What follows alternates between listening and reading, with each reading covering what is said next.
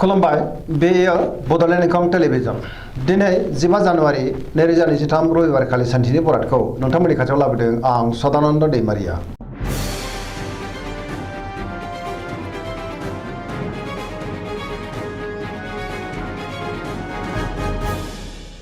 सिगां फरायलांदों मेष राशि गिबि हांखो अ ल दिनैनि साना जोबोद मोजां गोथों आरो गोग्गो साननो रोंगोन गियाननि आंखाल जानाय नङा सोरजोंबा बाख्नाय जानोबो हागौ बयजोंबो अनजागोन आरो अनसायजागोन गुबुननि थाखाय गोबां मोजां खामानि मावनानै होनोबो हागोन न'खराव दिनै अननानै फैगोन बिमा बिफानि अननायफोरखौ मोननो हागौ गोसोनि साननायफोरा जाफुंसारगोन मावनो लानाय खामानिखौ थि समावनो आरो गोरलैयैनो मावफुंनोबो हागोन गोसोआ दिनै जोबोद खुसि जागोन देहाया मोजाङैनो थागोन अब्लाबो नाथाय जानाय लोंनायाव सांग्रां जानांगोन बहानिफ्रायबा मोजां खौरां फैनोबो हागौ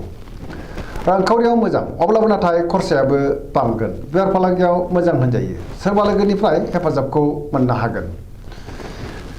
गुबुननिफ्राय मोजां खौरां फैनोबो हागौ बहाबा थाङोब्ला दिनै जोबोद मोजां आरो मोजाङैनो हान्थिनोबो हागोन पजिटिभ एनार्जिनि गोहोम गोग्लैगोन गुबुननि गोसोखौ गोरलैयैनो बोनोबो हागोन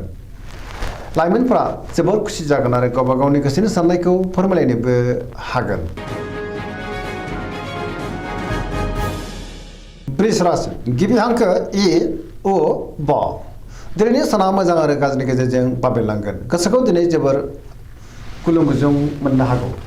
गोसोनि बोलोआ लोरबांबो जागोन मावनो लानाय खामानिखौ मावफुंनो गोब्राब जानो हागौ माबा नङा माबा मोनसे गोरोन्थि जालांनो हागौ समाजाव मान मोनगोन रांखावरियाव मोजां अब्लाबो नाथाय खरसायाबो बांगोन बेफार फालांगियाव मोजां होनजायो न'खराव बिदा फंबायनि अननायखौ मोननो हागोन देहाया दिनै बारा मोजां थानाय नङा गोबां रोखोमनि देहायारि जेंनाजों मोगा मोगि जानांनोबो हागौ जानाय लोंनायाव सांग्रां जानांगोन गुबुननिफ्राय हेफाजाब मोननो हागौ लोगोफोरनि हेफाजाबखौ मोनगोन गोसोनि साननायफ्रा टेबोर नांनोबो हागौ बहाबा हान्थिब्ला दिनै लामा सामायाव सांग्रां जानांगोन नेगेटिभ एनार्जिनि गोहोमबो गोग्लैनो हागौ धोरोमारि बिथिङाव गोसो दुंखांगोन लाइमोनफोरनि गोसोआ दिनै जोबोर आला खालाबो जानो हागौ सांग्रां जानाया गाहाम मिथुन राशि गिबि हांखो क स दिनैनि साना जोबोर मोजां गुबुनजों मोजां सोमोन्दो लाखिनो रोंगोन सोरबा लोगोनिफ्राय मोजां खौरां मोननोबो हागौ गोबां मोजां खाबुबो फैनो हागौ बयजोंबो अनजागोन आरो अनसायजागोन गोबां बिथिङावनो जाफुंसारगोन गोसोखौ दिनै जोबोर गोजोननायबो मोनगोन गोसोआव गोग्गो आरो गोथों साननाय फैगोन गियाननि आंखाल जानाय नङा देहाया मोजाङै थागोन रांखावरियाव मोजां बेफार फालांगियावबो मोजां होनजायो सोरबा लोगोनिफ्राय मोजां खौरांबो फैनो हागौ गोसोनि बोलोआ बांगोन सिगांनि बबेबा आद्रा खामानिखौ दिनै मावफुंनोबो हागौ गुबुनजों मोजां सोमोन्दो लाखिनो हागोन सेंग्रा सिख्लाफ्रा जोबोर रमान्टिक जागोन आरो गोसोनि साननायखौ फोरमायलायनोबो हागोन कर्कट राशि गिबि हांखो ड ह दिनैनि साना मोजां आरो गाज्रिनि गेजेरजों बाबेरलांगोन गोसोखौ दिनै जोबोर गुलुं गुजुं मोननोबो हागौ समाजाव मानहानि जानांनोबो हागौ सोरबा लोगोजों रायखोमा जानोबो हागौ गोसोनि साननायफ्रा देबार नांगोन नेगेटिभ एनार्जिनि गोहोम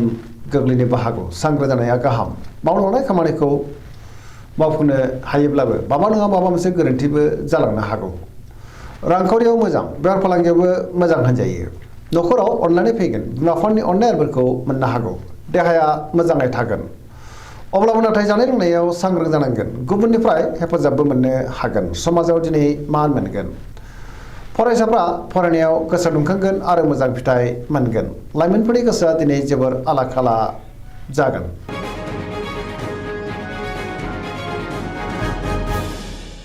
सिंह राशि गिबि हांखो म ट दिनैनि साना जोबोर मोजां अब्लाबो नाथाय गोजोननि आंखाल जानोबो हागौ सोरबा लोगोजों रायखोमा जानोबो हागौ समाजाव नाथाय मान मोनगोन गोसोआव गोग्गो आरो गोथों साननायबो फैगोन मावनो लानाय खामानिखौ थि समावनो आरो गोरलैयैनो मावफुंनोबो हागोन सोरबा लोगोजों बहाबा लोगो मोनज्लायनोबो हागौ बहाबा हान्थिनो एबा दावबायनो खाबु मोनगोन आरो मोजाङैनो हान्थिनोबो हागोन रांखावरियाव मोजां अब्लाबो नाथाय खरसायाबो बांनो हागौ बेफार फालांगियाव मोजां होनजायो गोसोनि साननायखौ दिनै गुबुननो फोरमायनोबो हागोन न'खरावबो अननानै फैगोन समाजावबो दिनै मान मोननो हागौ गुबुननि गोसोखौ दिनै गोरलैयैनो बोनोबो हागोन देहाया दिनै मोजाङै थागोन अब्लाबो नाथाय जानाय लोंनायाव सांग्रां जानांगोन पजिटिभ एनार्जिनि गोहोमबो गोग्लैनो हागौ कन्या राशि गिबि हांखो प ट दिनैनि साना मोजां आरो गाज्रि गेजेरजों बाबेनलांगोन माबा नङा माबा मोनसे गाज्रि खौरां मोननोबो हागौ सोरबा लोगोनिफ्राय गाज्रि खौरां फैनो हागौ गोसोनि साननायफ्रा देबार नांगोन गोसोआव दिनै नेगेटिभ साननाय फैनोबो हागौ गोथों आरो गोग्गो साननो रोंनाय नङा गियाननिबो आंखाल जागोन रांखावरियाव मोजां अब्लाबो नाथाय खरसायाबो बांगोन बेफार फालांगियाव दिनै मोजां होनजायो देहाया मोजाङै थागोन गोबां मुंदांखा सुबुंजों दिनै लोगो मोनज्लायनो हागौ न'खराव अननानै फैगोन गोबां खामानियाव दिनै मुखुबबो थानांनो हागौ सोरजोंबा बाख्नाय जानोबो हागौ गोसोआ दिनै जोबोद गुलाय गुजायबो जानो हागौ अब्लाबो नाथाय पजिटिभ एनार्जिनि गोहोम गोग्लैगोन धोरोमारि बिथिङावबो गोसो दुंखांगोन लाइमोनफोरनि गोसोआ दिनै जोबोद रमान्टिक जागोन आरो गावबा गावनि गोसोनि साननायखौ फोरमायलायनोबो हागोन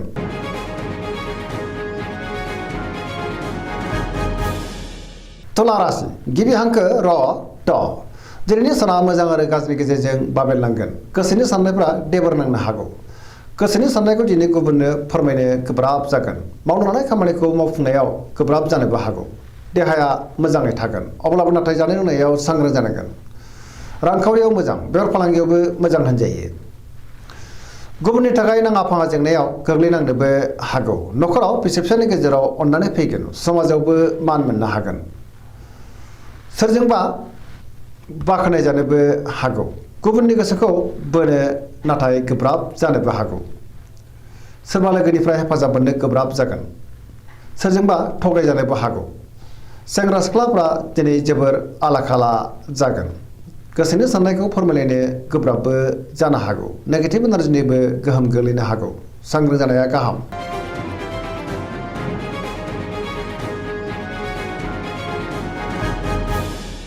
वृश्चिक राशि गिबि हांखो न स दिनैनि साना जोबोर मोजां गोसोआव दिनै पजिटिभ साननाय फैगोन गोथों आरो गोग्गो साननो रोंगोन गियाननि आंखाल जानाय नङा सोरजोंबा बाख्नाय जानो हागौ गोसोआव दिनै गोग्गो आरो गोथों साननाय फैगोन समाजाव लोगो लेवा बांगोन सोरबा गोजाम लोगोजों बहाबा लोगो मोनज्लायनानै गोसोखौ दिनै जोबोर गोजोननाय मोनगोन मावनो लानाय खामानिखौ थि समावनो आरो गोरलैयैनो मावफुंनोबो हागोन गुबुननिफ्राय थोजासे हेफाजाब मोननोबो हागौ गोसोनि साननायफ्रा दिनै मोगथाङाव जाफुंगोन गोसोनि बोलोआबो बांगोन समाजाव मान मोनगोन रांखावरियाव जोबोर मोजां होनजायो गोबां धोन आरजिनोबो हागोन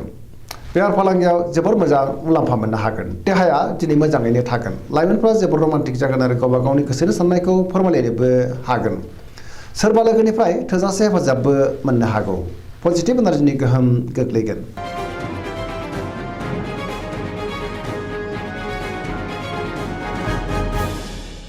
धनु राशि गिबि हांखो ढ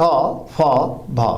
दिनैनि साना जोबोर मोजां गोसोखौ दिनै जोबोर गोजोननाय मोनगोन सोरबा लोगोजों बाख्नाय जानो हागौ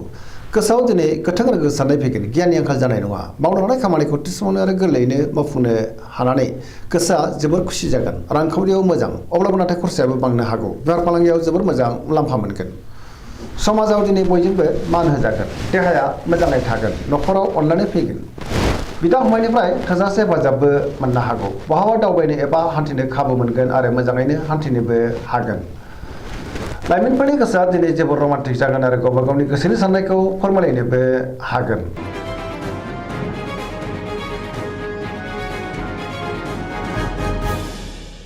मकर राशि गिबि हांखो ख ज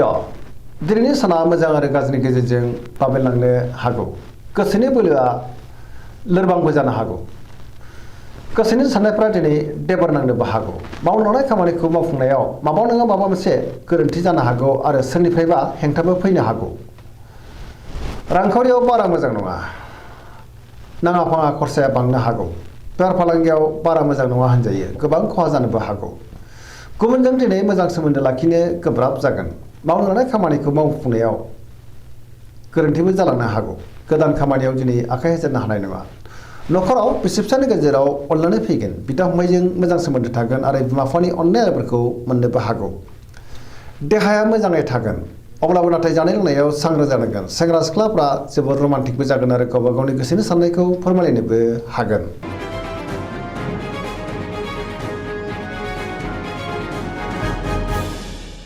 कुम्भ राशि गिबि हांखो ग स। दिनैनि साना मोजां आरो गाज्रिनि गेजेरजों बाबेनलांनो हागौ। गुबुननि थाखाय नाङा फाङा जेंनायाव गोग्लैनांनोबो हागौ। सांग्रां जानाया गाहाम। गोसोआव दिनै नेगेटिभ साननाय फैनोबो हागौ। नेगेटिभ एनार्जिनि गोहोमबो गोग्लैगोन। मावनो लानाय खामानिखौ मावफुंनो हायोब्लाबो माबा नङा माबा मोनसे गोरोन्थि जालांनोबो हागौ। समाजाव नाथाय मान मोनगोन। गोबां मुंदांखा सुबुंजों दिनै लोगो मोनज्लायनोबो हागौ। रांखावरियाव मोजां, बेफार फालांगियावबो मोजां होनजायो। देहाया दिनै मोजाङैनो थागोन, अब्लाबो नाथाय जानाय लोंनायाव सांग्रां जानांगोन। न'खराव बिसि फिसायनि गेजेराव अननानै फैगोन,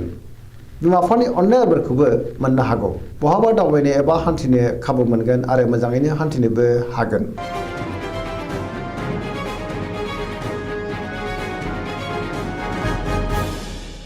मीन राशि गिबि हांखो ड स।